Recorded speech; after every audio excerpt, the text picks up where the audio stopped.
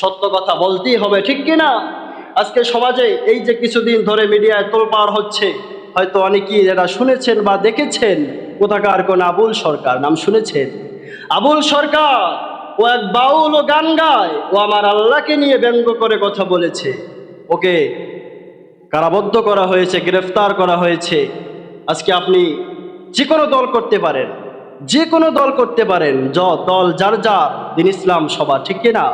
আপনি হতে পারে বিএনপি, হতে পারে আওয়ামী লীগ, কোনো সমস্যা নেই, কিন্তু ইসলামের বেলায় সবাই এক, ঠিক কিনা? ওই দিন আবুল সরকার আমার আল্লাহকে নিয়ে কথা বলেছে, প্রত্যেকটা সেক্টরের মুসলমানগুলো এক হয়ে ওর বিরোধিতা করে ওকে জেলখানায় পাঠিয়ে দিয়েছে। এই জন্য আমরা যে কোনো অবস্থায় থাকি না কেন, ইসলামের পক্ষে আমরা সব সময় একমত, ঠিক কিনা? ঠিক কিনা?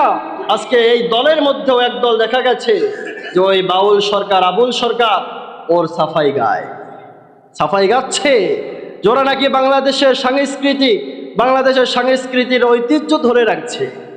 এইরকম সংস্কৃতি আমরা চাই? যেখানে আমার আল্লাহকে নিয়ে ব্যঙ্গ করবে এমন সংস্কৃতি চাই? কেননা আল্লাহ এক, আল্লাহর সাথে কাউকে শরিক করা যাবে